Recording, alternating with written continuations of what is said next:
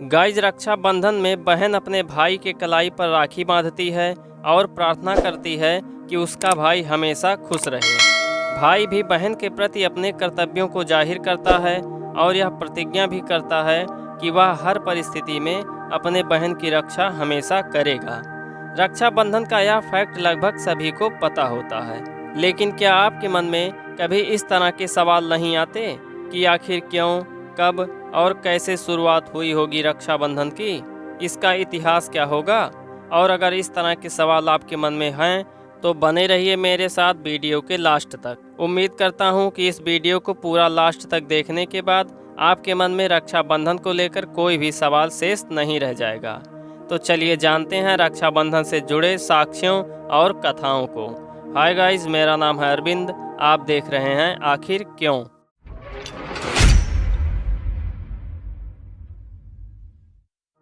Guys, हमारे भारत देश में राखी का त्यौहार बड़े ही उत्साह के साथ मनाया जाता है। बहन के द्वारा भाई की कलाई पर राखी बांधने का सिलसिला बेहद प्राचीन है। भारतीय धर्म संस्कृति के अनुसार रक्षाबंधन का त्यौहार श्रावण मास की पूर्णिमा को मनाया जाता है। और अगर बात करें इस त्यौहार को मनाने की, तो इस त्यौहार में बहन अपने भाई के मस्तक पर टीका लगाकर कलाई पर रक्षाबंधन बांधती है।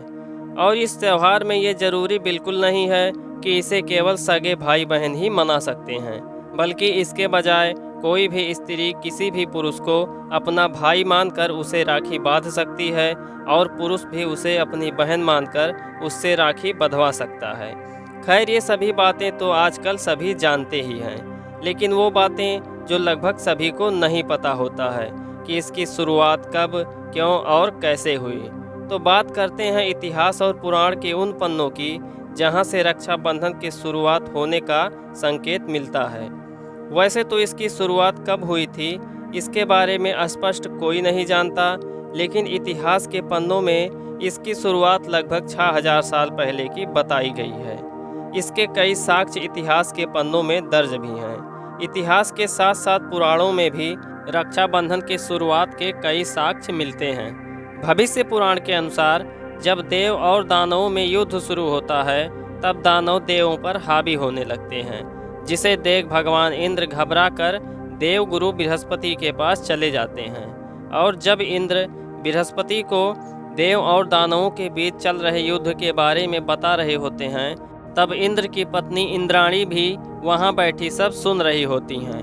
और इसके बाद इंद्र की पत्नी अपने तपोबल से एक धागा निर्मित करती हैं, जो मंत्रों की शक्ति से पवित्र होता है, जिसे देव गुरु बृहस्पति इंद्र की हाथों पर बांध देते हैं। संयोग से वह श्रावण मास की पूर्णिमा का दिन होता है और लोगों का मानना है कि धागे की मंत्र की शक्ति से ही इंद्र इस लड़ाई में विजयी हुए थे।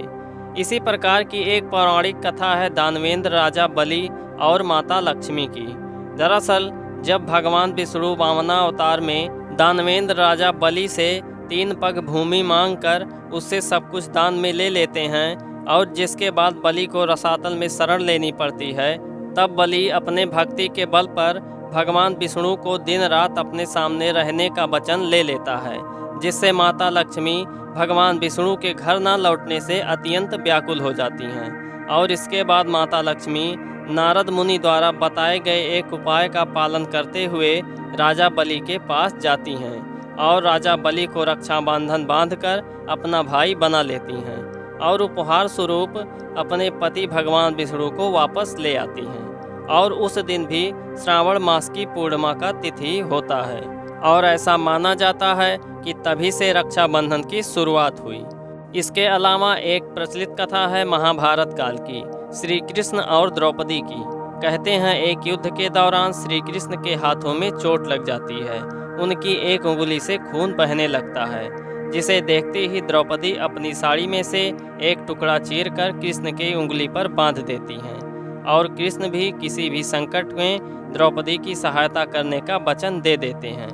और बरसों बाद जब पांडव द्रौपदी को जुए में हार जाते हैं और द्रौपदी का चीरहरण हो रहा होता है, तब श्री कृष्ण ही द्रौपदी की रक्षा करते हैं। तो गाइज, कुछ इस तरह से इन सभी पौराणिक कथाओं में रक्षाबंधन की शुरुआत होने का साक्ष्य मिलता है और कहा जाता है कि तभी से रक्षाबंधन का त्यौहार मनाया जाने लगा।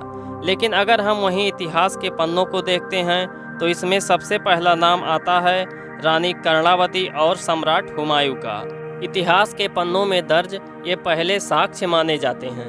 कहते हैं मेवाड़ की रानी कर्णावती को जब बहादुर शाह द्वारा मेवाड़ पर हमला करने की पूर्व सूचना मिली तब रानी कर्णावती लड़ने में असमर्थ थी। अतः रानी कर्णावती राज्य और प्रजा को बचाने के लिए मुगल बादशाह हुमायूं को राखी भेजकर रक्षा की याचना की। हुमायूं ने मुसलमान होते हुए भी रानी कर्णावती द्वारा भेजे गए राखी को स्वीकारा और बहादुर शाह से मेवाड़ और मेवाड़ की रानी कर्णावती की रक्षा भी की।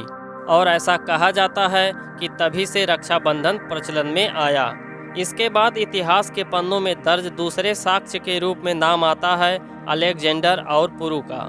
एक युद्ध के दौरान हमेशा जीतने वाला अलेक्जेंडर द ग्रेट यानी कि सिकंदर महान भारतीय राजा पुरु के पराक्रम को देखकर विचलित हो जाता है और जब इस बात का पता सिकंदर की पत्नी को चलता है तो सिकंदर की पत्नी भारतीय राजा पुरु को राखी भेजती हैं और युद्ध में अलेक्जेंडर की जीवन दान की याचना करती हैं।